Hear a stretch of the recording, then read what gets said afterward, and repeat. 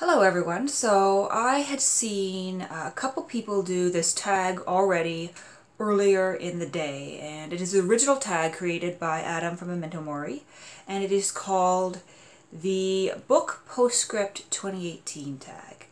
And it looks like just a fun way to kind of talk about my reading year and to share with you some of the highlights.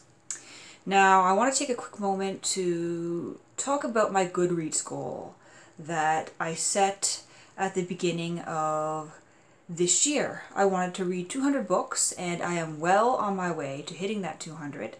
I have 11 left to go.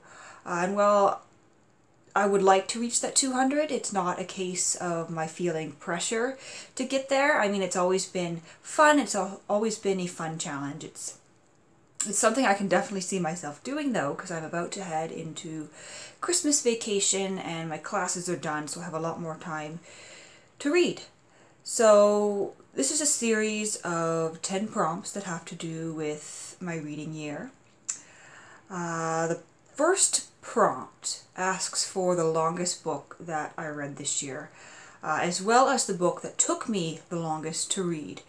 Now, I know what the longest book was, or at least I think I do. I'm not going to look through all 189 books to make sure this is the longest.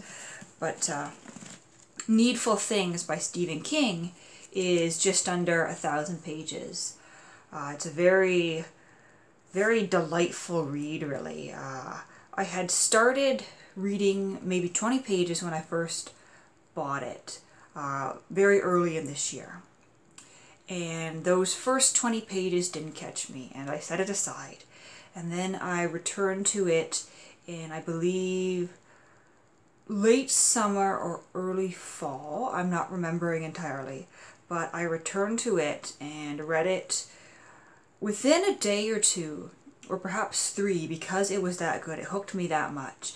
It is about kind of a mysterious man who shows up in Castle Rock, Maine, and opens this odd antique shop called Needful Things.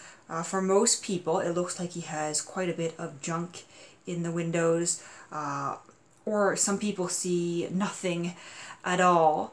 But for specific people who get drawn in by the owner of this shop, they see the thing that they desire most in the world.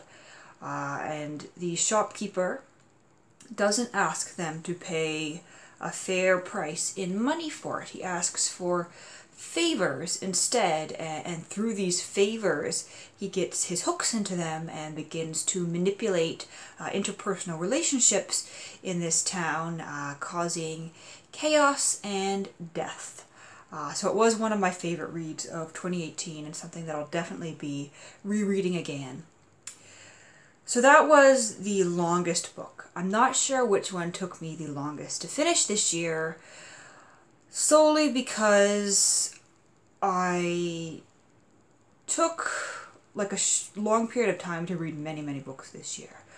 Just because of the nature of my obligations due to work and school, sometimes I would read maybe 50, 100 pages in one sitting, not have a chance to read for several weeks, and then return to a book and finish reading it in one sitting. And once again, I'm not going to go to Goodreads and try to figure out exactly how long I took to read certain books. To me, it's not really an accurate measure either, because it's not like I was continuously reading, going slowly. It was more a case of reading, halting, and then reading again. So I had an interesting reading year in that regard. The second prompt asks for a book you read in 2018 that was outside your comfort zone. Now, I had a little bit of a difficult time thinking about something that I read that was outside my comfort zone, because I will read almost anything. This year I read lesbian pulp. I read nonfiction on Canadian politics. I read a Harlequin from the 1970s. I read Simone de Beauvoir. I read horror. I read in quite a lot of different areas, and I don't really feel like I'm stepping outside of my comfort zone when I do that. But for this prompt, I decided to look for a book that I don't really read a lot in that genre of.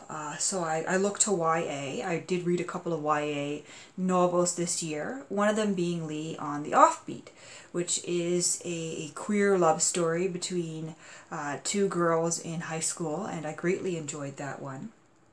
But that's not really my usual genre, so I guess you could say that's a little bit outside of my comfort zone. The third prompt asks for how many books I reread in 2018. Now this one I did go to my Goodreads for, and I was surprised because I only reread 20 books this year, and I guess the way I was reflecting before looking at my Goodreads, I thought it would be a lot higher, but I mean, at 20 books, that's still quite a lot to reread, and actually one of my rereads happened earlier this week. I reread a book called Sex and the Single Girl, which was published in the 1960s, I believe, and it's kind of a manual about being a single woman. It's quite entertaining to read, and there's also some oddly practical advice in there about, you know, like dinner parties, decorating your apartment, buying clothes, that sort of thing. And so when I reread that, I was looking at it as like something fun and humorous to read, but also, you know, I could like take some of these bits of advice into account as I think about getting my own apartment, decorating that apartment, think about what my work wardrobe is going to look like going forward. So the next question is your favorite reread of 2018. Now, earlier this year, I did reread a couple of Simone de Beauvoir's memoirs, and so those are, of course, my favorite reread because they remain some of my favorite reads. Not only are her memoirs very interesting, but on a personal level, they provide a lot for me to reflect on in my own life, which I think is why I like them and why I find her and her writing so fascinating. Question 5 is a book you read for the first time in 2018 that you look forward to rereading in the future. Now this one is one called Venus Envy by Rita Mae Brown. And it is a lesbian romance novel in a sense, but it's also quite funny.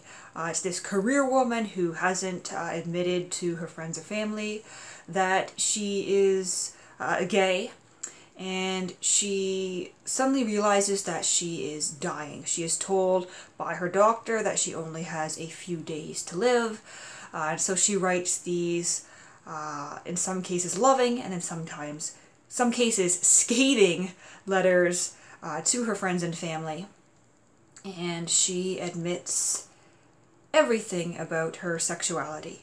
The problem? She's been misdiagnosed, and she's not really dying, but unfortunately those letters have already been sent out, and she has to deal with the aftermath, both the positive and the negative, that result from these letters. That one was really great. I went over to the bar at Montana's, actually, odd place to read, but I like it, and I think I read that in one sitting, and it was a great read. The next prompt, prompt number 6, asks for my favorite single short story or novella that I read in 2018. I read quite a few short stories, not so many novellas, but quite a few short stories, and what immediately came to mind for me is a very short story called The Dollhouse by Helen Mulligan that appears in this vintage paperback. Sorry, I'm trying to balance my tea. I've got to set that aside. It's a short story that appears in this vintage paperback I found secondhand. The collection is Manitoba Stories, and I believe it was published in 81. It was published in 1981. And The Dollhouse by Helen Mulligan is kind of this heartbreaking story about the relationship between this little girl's parents. And her dad begins to build her this intricate dollhouse, and he pours everything into the dollhouse, making it better, and it becomes almost a metaphor for the stress in the relationship between the two parents. The little girl, she doesn't even want a dollhouse, and she wishes she could have told someone that. But the father is working so hard to kind of build in this dollhouse the home that he can't afford to build in reality for the family, and his wife gets quite upset with this dollhouse because she also sees in it the home that she wished she had but doesn't. And overall it's just a very moving short story, but I really love the imagery created by the dollhouse. So the next prompt asks for mass appeal, a book you liked and would recommend to a wide variety of readers. Now I know a lot of what I read doesn't really have mass appeal, but here's one that does. This is a new CanLit release by Canadian author Emma Hooper earlier this year, and it's called Our Homesick Songs. I read her novel Etta and Otto and Russell and James a couple years ago when it first came out. That was her debut novel, and I absolutely loved that one, and this one I loved even more. It is about a family living in a Newfoundland fishing village, quite cut off from outside society. In the 90s, the fisheries collapsed because of depleted supplies of fish. Essentially, there was nothing for them to fish, and so the economy collapsed, causing many towns along the east coast to fold.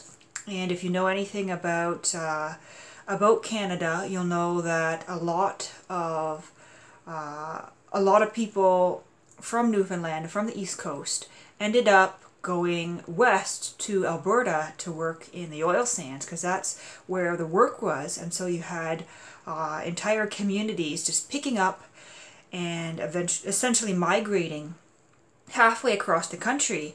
And what happens here is these two young children, their parents do that, but they want to stay rooted in their hometown, in this town where both of the parents grew up and met and fall in love. Their history is there, and you get very much the connections that the parents and the children have to the culture there, a culture that isn't present in Alberta.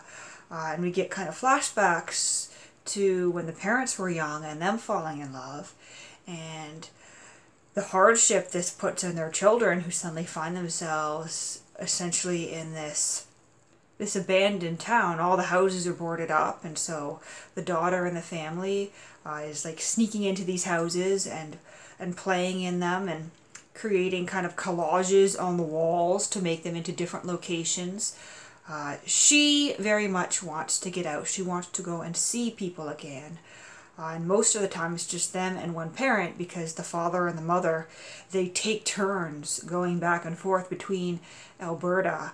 There's one very heartbreaking Christmas where they realize they're only going to have a few hours in the airport because one parent who is coming in isn't getting in until very late, and the parent who is going out to Alberta, they have to get on a flight right away to be able to make their start time out at the camp. So it's a very moving novel overall, but it's lighthearted as well, just because of the way that Emma Hooper writes. So this is one that I would highly recommend. I don't think I've done it justice in my description, but it's a very good one. So the next prompt, prompt 8, asks for a book you liked but would be hesitant to recommend to just anyone. So this is specialized appeal. For this one, I thought of H.J. Jackson's Marginalia, Readers Writing in Books, which of course is a very niche subject And it's about the history of people writing in the margins of books, of people annotating their books, and it's very much for bibliophiles only. If you're not interested in the history of books, in the history of annotation, you would likely be bored to death. But for me, it was extremely fascinating, and I was actually thinking of rereading part of it later today. And finally, we find ourselves with prompt 9, where I'm supposed to reflect on my year as a bookish content creator. Now, in Strip Cover Lit's Litmus challenges last year, there was a prompt related to goals, I believe. And I spewed off a whole bunch of goals and haven't looked at them since. Don't even know what I said I was going to do, so please don't hold me to those. But overall, I think I had a very good year here on BookTube. In the first 8 months of the year, I did post quite a lot of videos. For a while, I had gotten into the habit of posting once a week, sometimes more. Then I went and disappeared on you for 3.5 months. So sorry for that, but I've explained my reasoning. And I came back, so I think the fact that I'm back makes it a very, very good year here on BookTube. In terms of my reading goals, as I mentioned at the start of this video, I am very close to meeting my goal of reading 200 books, so that's a positive. Yeah, I think overall I just had a very, very good reading year, and I feel like I've said very, very good many times because I'm not so good at expressing my enthusiasm. So the 10th prompt asks for me to tag some fellow bookish content creators. Now, last night I fell down the rabbit hole of BookTube newbie tags, and I came across some new channels that I subscribe to.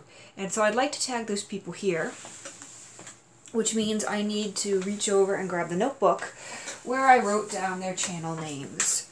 So I've got 4 of these lovely people here that I watched for the first time yesterday, and I know I'm going to have to go back to their videos, their channels, and let them know that I've tagged them, because they probably have no idea who I am, and they're probably not subscribed to me, and so they won't see these tags. But I wanted to kind of welcome them to the community by tagging them.